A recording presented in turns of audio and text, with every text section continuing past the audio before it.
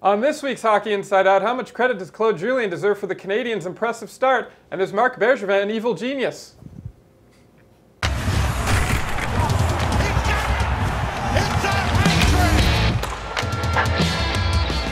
I'm Adam Sesser, that's Stu Cowan sitting as far away from me as he possibly can. CBC Daybreak's Jessica Resnack, and back from the dead, Sportsnet's Eric Engels. Thanks for joining us, Eric. Happy to be breathing. Okay, good.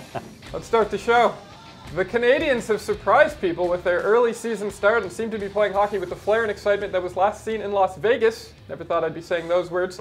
Sure, it's only 5 minutes into the season, but remember when we all made fun of Marc Bergevin for blaming last year's horrid season on the team's attitude? That was fun, wasn't it? Well, who's laughing now? Maybe old Bergie is an evil genius after all. That's it, he's an evil genius. What has surprised you most about the Montreal Canadiens so far this season? Well, evil Bergie Yes. has changed the attitude, but you got to remember, he created the team that had the bad attitude in the first place, so it's a case of him fixing his own mistakes. It was all part of his evil plan. That's it. It is surprising though to start. I mean, they've totally changed. This is a new team. They're fun to watch, whether they win or lose. Last year they were brutally boring, shut out 12 times, 14 games where they had 1 goal. They've already provided more excitement early in the season than I think we had all of last year. So it's to turn a team around that quickly. I know the legendary Red Fisher used to always say when a coach was struggling, show me the players. Claude Julien has some different players to work with now. He also has 2 new assistant coaches, and whatever they've done during the offseason and training camp is working right now. Well, that's what surprised me the most is the goals that have been scored. That, as you were saying, last year, that's part of the problem, that it wasn't exciting because the Montreal Canadiens just couldn't score goals, and they kept using the same excuse. Well, nowadays in the NHL, it's difficult to score goals. Bad puck luck. Yes, having bad luck. We're not getting the breaks. Well, this year, now they are scoring a bunch of goals and making it entertaining, and they're finding a way to win games as well. So that's what really has surprised me so far this season. Yeah, we're going to see them struggle to score goals at some point. They don't have the talent of some of the teams that they'll match up with on a regular basis. The biggest surprise for me, hands down, Claude Julien. What this guy has done from the start of training camp to the beginning of this season, to scratching Carl Alsner, to scratching Thomas Plekanec, to playing Jesperi Kotkaniemi, every move he's made, and tactically too, total surprise. And I'm really impressed because I think, I've always known Claude Julien is a great coach. He's a great guy. Everybody likes him. He's a good man. He's a fair coach. His players like him. I think last year was a brutally difficult situation for him, and especially going back to the playoffs before that. The team really, its heart was ripped out with the moves that Marc Bergevin made. And what Claude Julien has done so far is not only surprising, it's super impressive. I wrote a column for Hockey Inside Out saying, you can't teach an old coach new tricks, and I think the Dominic Ducharme and Luke Richardson have really had an impact on this team also. I think speaking with Brendan Gallagher, he says you got 4 guys behind the bench now. There's no egos. They're not afraid to have a different opinion than the head coach, and they discuss things. So it's a really fresh, fun start to the season. And they're coaches that are really good at communicating with the players as well. They all kind of have that good cop sort of attitude with it, that they're very sort of laid back and the door is always open, and I think that's really good, especially for players nowadays. So it's not an intimidation game, that it's, you can have a friendship with your coach and not be afraid to ask questions and be comfortable. Well, Claude Julien is like the father figure, right? He's around my age, he's an old guy. But Luke Richardson, Luke Richardson and Dominic Ducharme, I've mentioned they're cool guys. Like, they seem like they're just cool guys to be around. They're smart hockey minds, and I think they've really had an impact as much as Claude Julien has on this team. And just the fact that Claude Julien has listened to these guys and allowed their input, I think, says a lot about the start to the season. So do you think Claude Julien deserves most of the credit for the team's fast start? Well, the head coach is, again, as I said, as Red used to say, show me the players. He's got new players to work with this year. And these new players that come in with a fire in their belly, something to prove. Tomas Tatar, it's been such a pleasant surprise early in the season. Max Domi, as much as Alex Galchenyuk has something to prove going to Arizona, Max Domi has something to prove coming this way. If he had played well in Arizona, he wouldn't have been traded. And the scrutiny on Max Domi is much higher than Alex Galchenyuk. That's true. And now we're seeing the Max Domi that I remember seeing in the World Junior Championship a few years ago with his vision. And Jonathan Drouin's resurgence, it's not a coincidence that it comes after he was put on Max Domi's line. I think those two have a really good chemistry together. Attitude was the main focus. The general manager said it 50 times in his end of season press conference. Could be a drinking game. Attitude, and yeah, exactly. You're 100% right, Stu. He was the one who was responsible for the attitude that permeated in the room last year. But attitude absolutely stems from the top. So from Bergevin, from Molson, down to Claude Julien and what we've seen from the players in terms of how bought in they are to what we're seeing. And let's get this caveat out of the way that it's early in the season. Otherwise, we'd have to say it before every comment we make. Mm-hmm. What they have was this start to the season is not so surprising to me. It was predictable from what we saw from day one in training camp. Everyone is bought in. Everyone is on the same page. Everyone believes in what Claude Julien and his disciples are preaching in terms of playing a fast game and not just skating fast, but processing the game fast and moving the puck fast. That is the number one asset on this team is speed. So to do that, you need everybody bought in and you need it stemming from the top. And right now, everybody laughed at Pierre Dorion when he was interviewed on our network for saying, what do we have in the Ottawa Senators? We're a team. Mm-hmm. You've seen them. They've gotten off to a good start because they're bought in as well. This is a team. We didn't see this last year. They were not a team. We didn't see guys like Xavier Ouellet dropping the gloves for Jonathan Drouin in a 6-3 game. This is a team, and it's hard not to be impressed. Winning solves everything, right? There's the happy mood. It'll be interesting to see when they go, and they will go on a losing streak, how things are then. But speaking of cool guys, Jordy Ben's a pretty cool guy. Talking with him in the locker room at practice the other day, and I said, what were you thinking coming to training camp this year? He said, I didn't really know what to expect. He said, when I walked into the locker room, he said, it was just different. He said it was just different. Everybody was like happy, and I think Jesperi Kotkaniemi has something to do with that. I think the breath of fresh air. He's such a fun kid. I think the players are getting a kick out of him and watching him. He's like a little brother to some of them, and I think that has had something to do also with the sort of positive atmosphere in the locker room. Well, Brendan Gallagher even mentioned this at practice, that they have to come in with the same sort of attitude if they won the game before or if they lost it, because if they don't do that, that's when things start to go off the rail. They have to remain even keel, and he said it's easy, especially in this market, to get caught up because right now there's such a great vibe around Montreal that you can't really believe it, that you have to almost, think that you can always be better than what you are. As I said, winning sells. It was around this time last year when Max Pacioretty, I remember being in California, I can't remember if it was San Jose or Anaheim, and he said it's hard to be a leader when you're the worst player on the team, and the team was off to such a terrible start, and everything just fell apart from there. Now everything's good, but there will be a bad spell, and we'll see how they get through the bad spell, but a good start can do a lot for a team going forward. And one thing just to add here, one of the funniest moments of the season, the early season so far, was on Tuesday when I think it was you, Stu, who asked Claude Julien about putting Jesperi Kotkaniemi next to Brendan Gallagher in the room, and Claude saying, I don't want to get in trouble about this, because you were kind of alluding to the leadership of Gallagher, and maybe that was by design.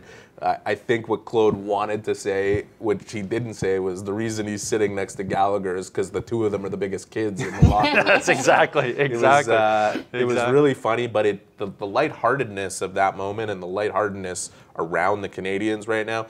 Listen, in my lifetime, I'm 35 years old. The expectations from the fans going into the season and their belief in management was as low as I've ever seen, and I lived through the 96 to 2000 portion, which was pretty terrible for the Canadiens, but they had some bad teams that made the playoffs. The expectations were so rock bottom going into the season. To see the way the fans are appreciating what the Canadiens are doing, it was essential for the brand, which took so much damage last year with the way they ran things. Julien also said about Gallagher, he says all the other guys on the team who have kids, their kids all love Gallagher, so now Gallagher's got another kid to play with in Kotkaniemi. Based on what you've seen so far, do you think this team will contend for a playoff spot?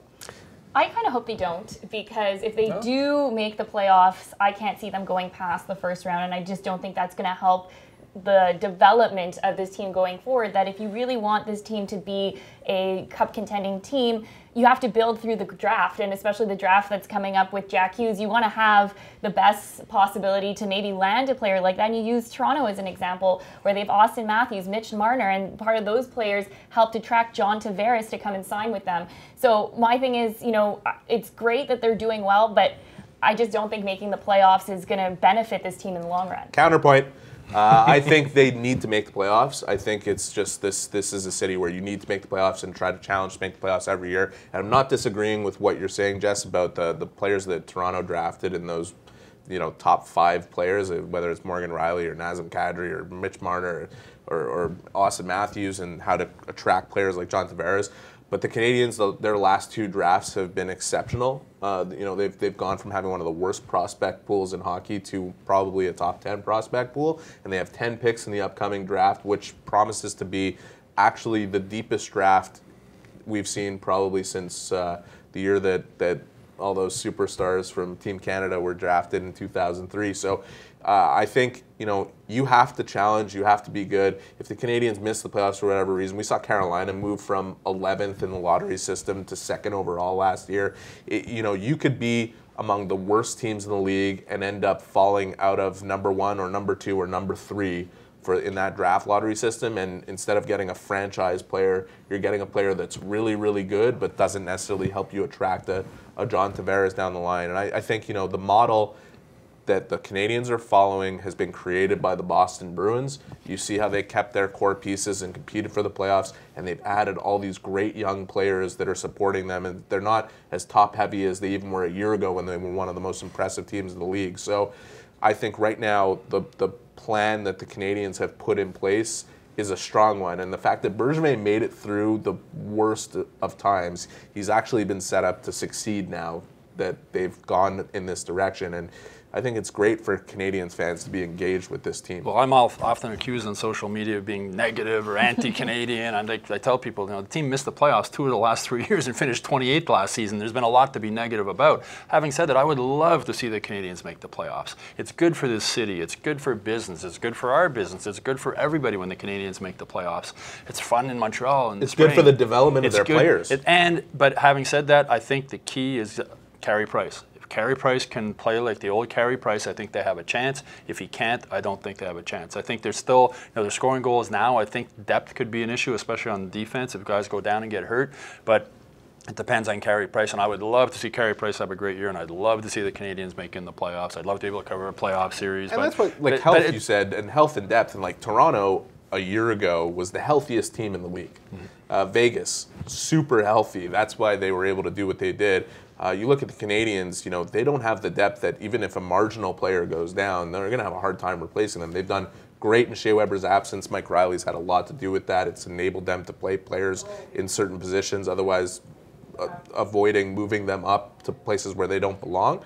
But, if a couple guys go down at the same time, it's going to be a real issue for them to try to replace them. Because, look at their center line and look at the minor leagues and what they have coming up.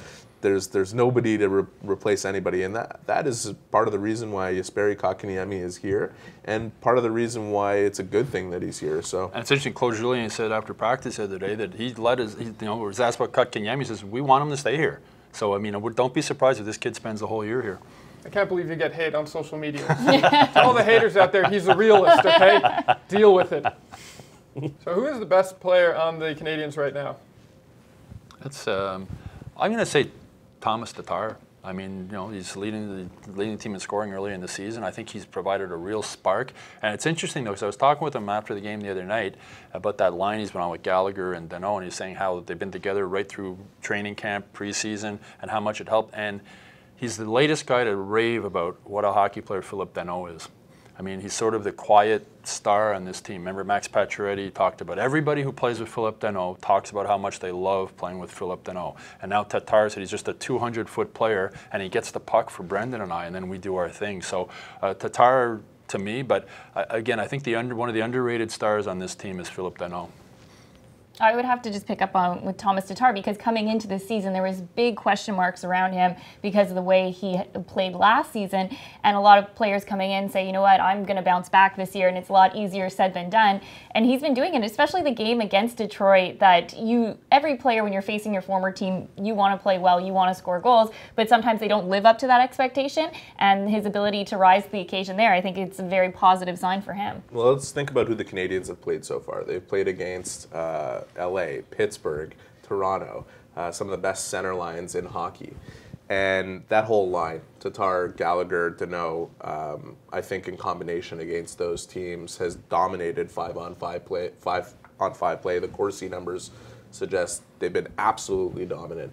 But I'm going to go in another direction. What Mike Riley has brought so far to the Canadiens is a complete shocker.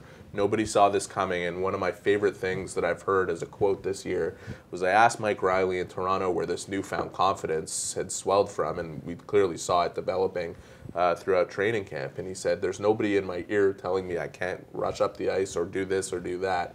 And I think that was a limitation, certainly in Minnesota, where he played behind some really good defensemen and was stuck playing 12 minutes a game. And I remember reaching out to a pro scout in the Western Conference, I won't say who, and asking for a scouting report on Mike Riley when he came to the Canadiens. And what came back to me was really good skater, good offensive instincts, but can't play defense to save his life. He's a 6'7" at best. Well, right now, he's a legit number 2 on the Canadiens, and if he can sustain his play, it changes the entire picture on the defense of this team. And to go up against guys like Crosby, Malkin, Kopitar, Matthews, Tavares, and come out looking good, that to me is super impressive. It's not 7 points in the first 5 games like Tatar put up, but this guy has been really, really good. They need Carey Price to be the best player. Well, I think Luke Richardson has something to do with what you're saying with Riley, too. I remember talking with Victor Mete, and he was talking about Luke Richardson behind the bench. He says during the game, he's all positive. It's all positive reinforcement. Then after the game in film work, he'll break down where you might have made mistakes. So it gets back to what we were saying about Riley just having that confidence, and I think Richardson being so confident behind the bench and not nitpicking on things and just good job, good job, good job, letting guys go out. And then after the heat of the game and guys are settled down, you're in a video room, then you can point out, okay, here maybe you should have done this, and here maybe you should have done that. And that probably has certainly helped Riley with his performance. But yeah, he's been a real pleasant surprise. Tomas Tatar has 7 points. He's a +5 in 5 games. Max Pacioretty, after 6 games, has 1 goal, no assists. He's a -3. Not to mention the Canadiens have Nick Suzuki just waiting in the wings. Is it too early to say that the Habs won that trade?